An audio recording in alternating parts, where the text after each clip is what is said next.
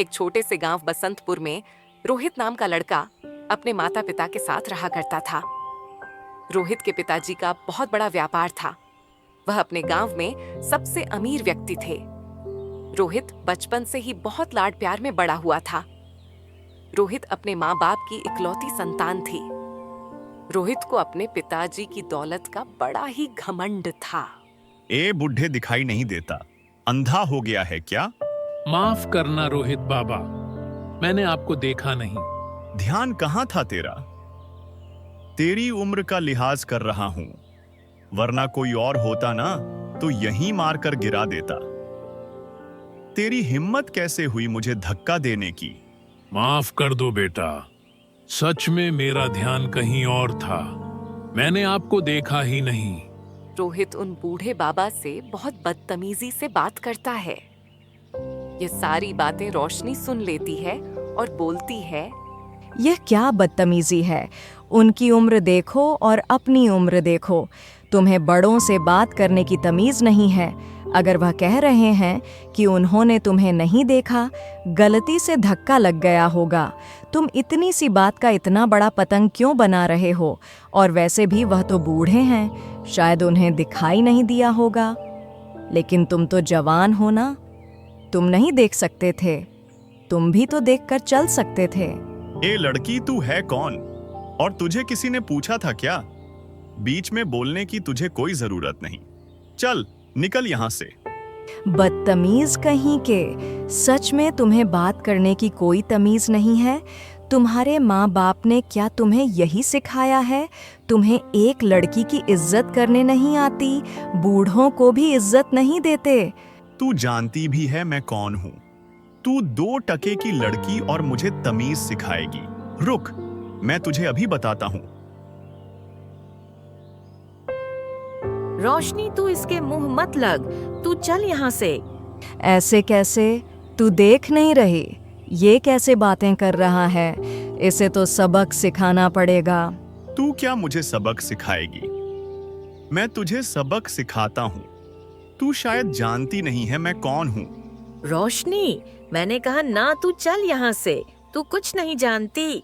ऐसा बोलकर रोशनी की चचेरी बहन उसे जबरदस्ती वहां से लेकर जाती है। क्या है नेहा, तुम मुझे वहां से क्यों लेकर आ गई? तुमने देखा नहीं वह लड़का कितना बदतमीजन है? उसे तो सबक सिखाना ही पड़ेगा। रोशनी, तुम अभी अभी इस गांव में आई है, तुम नहीं जानती कि वो कौन है। वो हमारे गांव में सबसे रईस आदमी का बेटा रोहित है। गांव में किसी की हिम्मत नहीं जो उसके सामने जबान चलाए, और तू उससे भीड़ रही थी। तुझे पता है इसका अंजाम क्या होता? सबसे रईस आदमी का बेटा हुआ तो क्या हुआ? तो क्या इससे बदतमीजी करने का अधिकार मिल गया? वह जो अपने मन में आए वह करेगा क्या? मैं यह नहीं चलने दूंगी। अगर मेरे सामने कुछ गलत हो रहा है तो मैं आवाज जरूर उठाऊंगी। नहीं रोशनी, तू कुछ नहीं करेगी। तू चल, घर चल। और हाँ, आइंदा इसके मुंह लगने की कोई जरूरत नहीं। तू पहली बार यहाँ आई है, इसलिए तुझे कुछ नहीं पता। देख रोशनी, अब तुझे यही इसी गांव में रहना है, लेकिन तू इससे कोई वास्ता नहीं रखेगी। चल, अब घर चल, पिताजी राह देख रहे होंगे। फिर दोनों बहनें घर चली जाती हैं। इस लड़की की इतनी हिम्मत! उसने मुझसे बदतमीजी की। आखिर यह लड़की है कौन? पहले तो इसे अपने गांव में कभी नहीं देखा। अरे रोहित, यह हमारे गांव के हरिया की भतीजी है, इस गांव की नहीं है। यह कल ही इस गांव में आई है। इसके पिताजी का देहांत हो गया, इसीलिए अब अपने चाचा के यहाँ रह रही हैं। इसीलिए इसे तुम्हारे बारे में कुछ नहीं पता। अगर पता होता तो ऐसे बात नहीं करती। इतनी बदतमीज और घमंडी लड़की तो मैं आज तक नहीं देखी। इसका घमंड तो उतरना ही होगा। अरे छोड़ ना रोहित, तुम्हारे सामने उसकी क्या औकात है? अरे वहां देख, पंकज आ रहा है। आओ पंकज, कैसे हो? तुम्हारी तो नई नई शादी हुई है, सब कैसा चल रहा है? शादी करके खुश तो हो ना? हाँ यार, खुश तो बहुत हूँ। मुझे मेरी पत्नी की पिटाई करने में बहुत मजा आता है। मैं रोज उसे मारता हूँ। क्या सच में तुम अपनी पत्नी को पीटते हो? तो और क्या करूं? वह मुझे कोई ना कोई बहाना दे ही देती है, और तुम तो जानते हो मुझे गुस्सा बहुत तेज और जल्दी आ जाता है। गुस्से में मैं उसे बहुत मारता हूँ और वह चुपचाप एक कोने में पड़ी रोती रहती है। भाई यह तो गलत है। तुम्हें अपनी पत्नी पर हाथ नहीं उठाना चाहिए। ये सारी बातें सुनकर रोहित को पंकज से जलन होने लगती है। मन ही मन सोचता है, मैं भी ऐसी ही लड़की से शादी करूंगा जो रोज मेरे हाथ के 100 जूते खाए। यह पंकज अपने आप को बहुत बड़ा समझ रहा है। यह तो कुछ भी नहीं। मैं जिससे शादी करूंगा उसे रोज 100 जूते मारूंगा और फिर इन सबको बताऊंगा कि मैं क्या चीज हूं। आज तक किसी ने ऐसा नहीं किया होगा जो मैं करूंगा। कुछ दिन ऐसे ही बीत जाते हैं। एक दिन रोहित के पिताजी रोहित से कहते हैं, बेटा रोहित, हमने तुम्हारे लिए एक लड़की पसंद की है। कल उसे देखने जाना है। क्या अपने बिना मुझसे पूछे मेरे लिए लड़की पसंद कर ली? आप ऐसा कैसे कर सकते हो पिताजी? अरे बेटा, हम कल उसे देखने जा रहे हैं ना।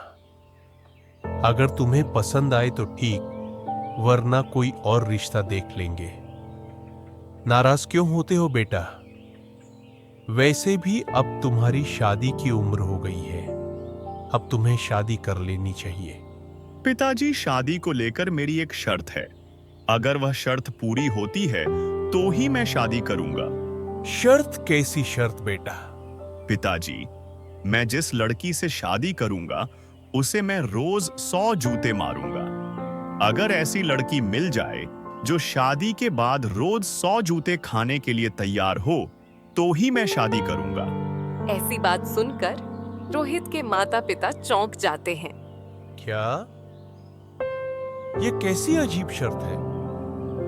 तुम पागल हो गई हो क्या? भला ऐसी कौन सी लड़की होगी जो शादी के बाद अपने पति से 100 जूते खाना पसंद करेगी? अब शर्त जैसी भी हो पिताजी, लेकिन मुझे तो ऐसे ही लड़की से शादी करनी है जिसे मैं शादी के बाद रोज 100 जूते मार सकूं। अगर ऐसी लड़की मिले तो ही बात आगे बढ़ाना, नहीं तो मुझे शादी नहीं करनी। ऐसा कहकर रोहित वहां से चला जाता है। अरे बेटा, मेरी बात तो सुनो। रोहित के जाने के बाद उसके माता पिता आपस में बात करते हैं। इस लड़के को हो क्या गया है? कैसी अजीब अजीब बातें कर रहा है। पता नहीं कावेरी और भला ऐसी लड़की हमें कहाँ मिलेगी जो शादी के बाद अपने पति के हाथ का मार खाए। पता नहीं रोहित ने ऐसी अजीब शर्त क्यों रखी है। अब ऐसी लड़की मैं कहाँ ढूंढूं? और रोहित जिद्दी भी तो बहुत है। जिस बात की जिद करता है, अगर वह बात उसे नहीं मिले तो शायद वह कभी शादी नहीं करेगा।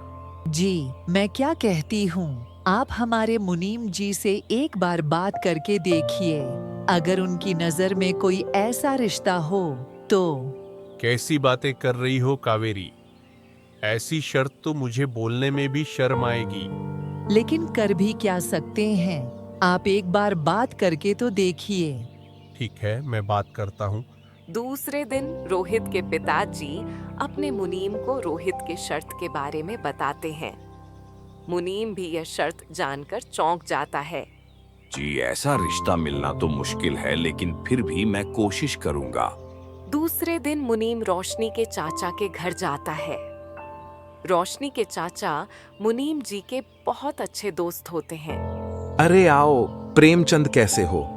आज मुंह क्यों लटका रखा है? कोई बात हुई है क्या? क्या बताऊं हरिया, मालिक के बेटे छोटे मालिक ने अपनी शादी के लिए एक अजीब सी शर्त रखी है। उनके लिए ही रिश्ता देख देकर थक गया हूं। शर्त तो ऐसी रखी है कि अभी अभी एक के घर से गाली खाकर आ रहा हूं। कोई कुछ बोलता है तो कोई सीधा गाली देकर भगा देता है। जानोगे तो तुम भी चौंक जाओगे। अच्छा, छोटे मालिक ने ऐसी कौन सी शर्त रखी है? फिर मुनीम रोशनी के चाचा को उसकी शर्त बताता है। ये सारी बातें रोशनी और नेहा सुन लेती हैं। फिर नेहा रोशनी से बोलती है, यह उसी लड़की के बारे में बात कर रहा है जिससे उसे दिन तेरी बहस हुई थी। देखा कितना अजीब लड़का है, शादी के लिए कैसी शर्त रखी है। अच्छा, तो यह वही लड़का है। इसे अपने लड़के होने का बड़ा ही घमंड है। यह लड़की को समझता क्या है? इसे तो मैं सीधा करूंगी। रोशनी अपने चाचा के सामने जाकर बोलती है, चाचा जी, मैं उस लड़के से शादी करने के लिए तैयार हूँ। उसने जो शर्त रखी है वह मुझे मंजूर है। रोशनी बेटी, यह तुम क्या कह रहे हो? तुम्हें उसे लड़के से शादी क्यों करनी है? और तुमने सुना ना उसने क्या शर्त रखी है? फिर भी तुम।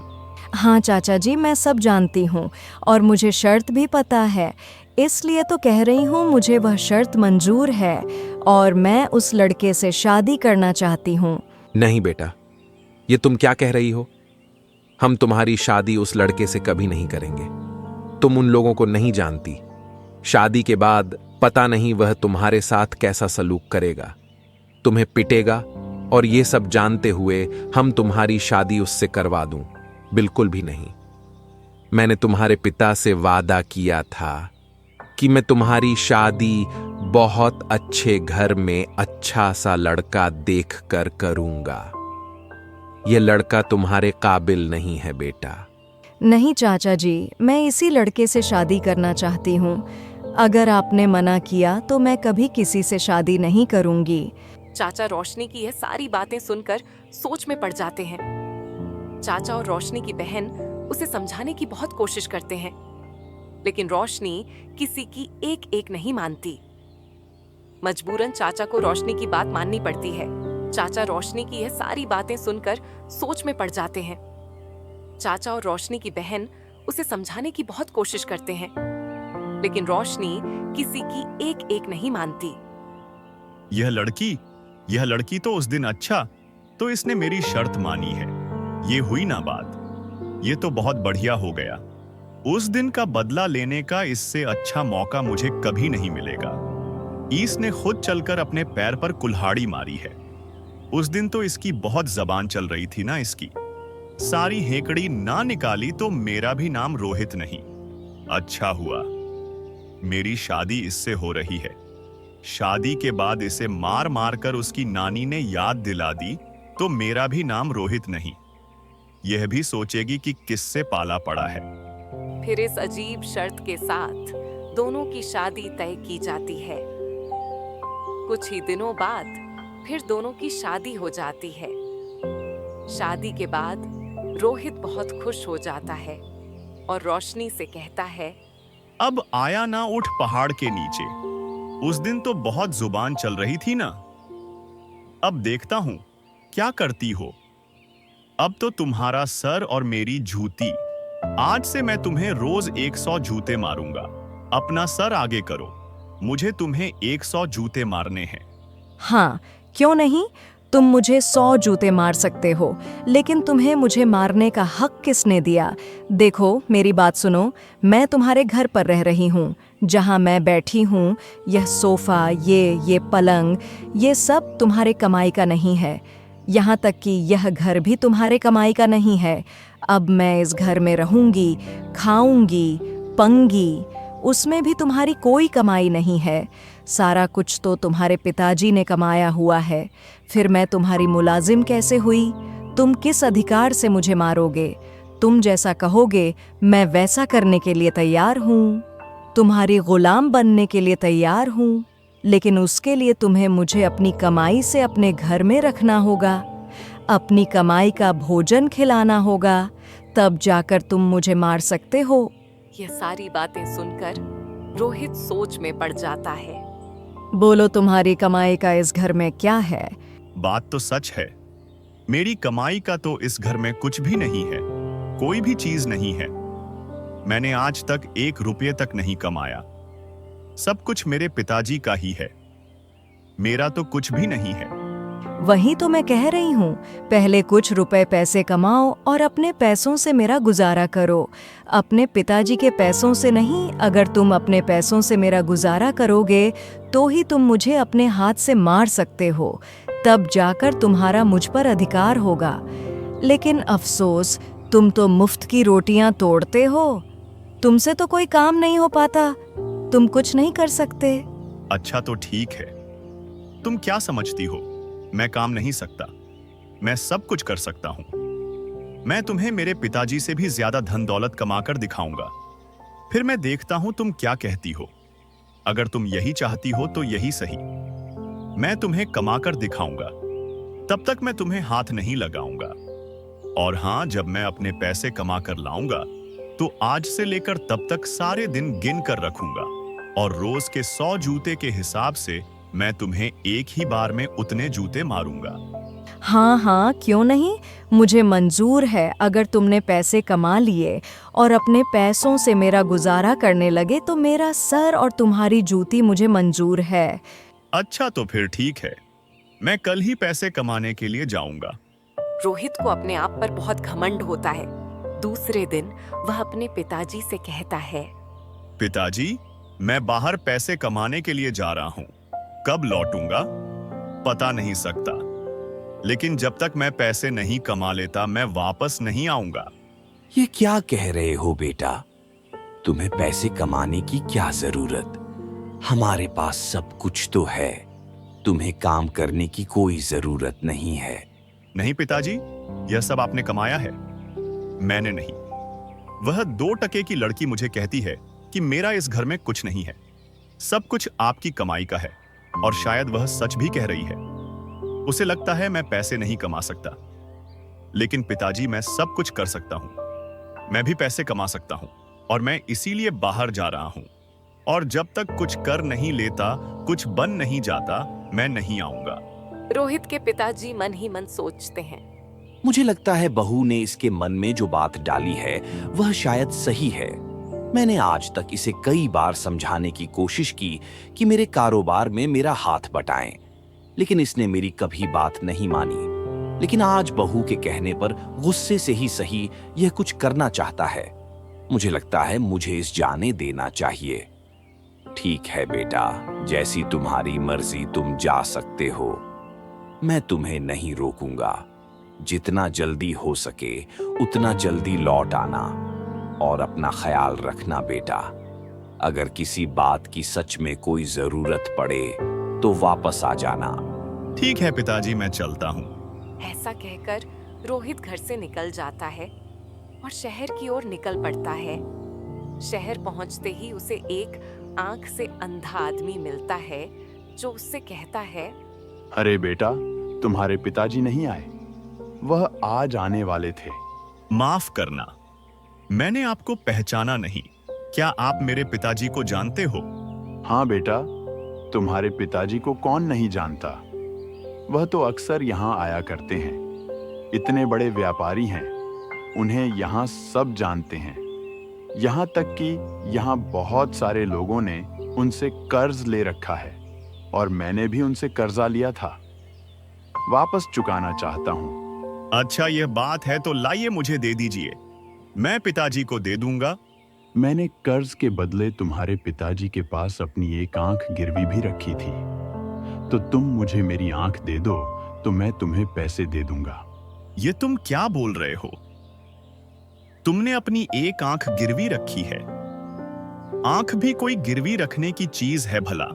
मेरे पास और कुछ नहीं था, तो मैं मेरी एक आंख तुम्हारे पिताजी के पास गिरवी रखी थी। अब तुम मुझे मेरी आंख वापस करो।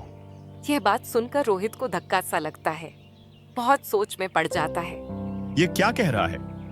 क्या सच में इसने पिताजी के पास एक आंख गिरवी रखी है? मुझे तो यकीन नहीं हो रहा। पिताजी ने तो मुझे इसके बारे में कभी कुछ नहीं बताया। शायद हो भी सकता है। मुझे तो व्यापार के बारे में कुछ नहीं पता कि पिताजी क्या करते हैं, कैसे करते हैं। देखिए, मेरे पास तो आपकी आंख नहीं है। मेरे पिताजी ने मुझे इस बारे में कुछ नहीं बताया। ऐसा कैसे हो सकता है? मुझे मेरी आंख वापस चाहिए, वह भी अभी। नहीं तो मैं तुम्हें जाने नहीं दूंगा। मैं तुम्हें तुम्हारे पैसे लौटाने के लिए तैयार हूं ना, तो मेरी आंख मुझे अभी वापस चाहिए। तुम्हारे पिताजी ने वादा किया था कि वह आ जाएंगे और मेरी आंख मुझे वापस कर देंगे। रोहित सोचता है, हे भगवान, यह क्या मुसीबत है? यह तो मुझे जाने ही नहीं दे रहा। तुम्हें एक काम करो, तुम अभी के लिए और 500 रुपये रख लो, और जब पिताजी आएंगे तुम्हें तुम्हारी आंख देंगे। अब तो ठीक है ना? अच्छा ठीक है, तो तुम जा सकते हो। फिर रोहित आगे बढ़ जाता है और चलो जान छुट्टी। पता नहीं कैसा अजीब शहर है। अगर मैं इसे 500 नहीं देता तो यह तो मुझे मेरी आंख मांग लेता। पिताजी भी पता नहीं क्या क्या गिरवी रख लेते हैं। वह तो अच्छा हुआ मैंने घर से थोड़े बहुत पैसे ले लिए थे, वरना मेरा क्या होता। वह आदमी तो मुझे छोड़ता ही नहीं। एक तो यहां मेरा कोई जान पहचान वाला भी नहीं है। मुझे यहां बहुत संभल कर रहना पड़ेगा। फिर रोहित आगे की ओर बढ़ता है। फिर उसे एक लंगड़ा आदमी मिलता है और उसे देखकर बोलता है, अरे तुम्हारे पिताजी ने तुम्हें भेजा है। अच्छा, लाओ भाई मेरी एक टांग दे दो। मैंने तुम्हारे पिताजी से 1000 रुपए का कर्जा लिया था, बदले में एक टांग दी थी। वह टांग मुझे वापस करो और तुम्हारे 1000 रुपए लेकर जाओ। यह सुनकर रोहित थोड़ा डर जाता है और डरते डरते बोलता है, अरे भाई, तुम क्या कह रहे हो? मेरे पिताजी ने तुम्हें भी कर्ज दे रखा है, और वह भी एक टांग के बदले। हाँ भाई, यह सच है। मैं तुम्हारे पिताजी का ही इंतजार कर रहा था और तुम आ गए। तुम्हारे पिताजी साथ नहीं आए क्या? नहीं, पिताजी तो साथ नहीं आए, और उन्होंने मुझे इसके बारे में कुछ बताया भी नहीं। उन्होंने आज आने का वादा किया था। कितने दिन से मैं एक पैर के सहारे ही गुजारा कर रहा हूं। मेरी मजबूरी थी। उसी मजबूरी के कारण मैंने अपनी एक टांग तुम्हारे पिताजी के पास गिरवी रखी और उनसे पैसे लिए थे। अब मैं और एक पैर के सहारे नहीं रह सकता। मुझे मेरे टांग आज ही चाहिए। तुम कुछ भी करो, मुझे एक टांग दो। सुनो, मेरे पास अभी तुम्हारी टांग नहीं है। तुम एक काम करो, तुम ये लो और 1000 रुपये ले लो। जब पिताजी आएंगे तब तुम्हारे टांग तुम्हें वाप कर देंगे। मुझे जाने दो। अच्छा ठीक है, अगर तुम पैसे दे रहे हो तो मैं कुछ दिन और एक टांग पर गुजारा कर लूंगा। तुम जा सकते हो।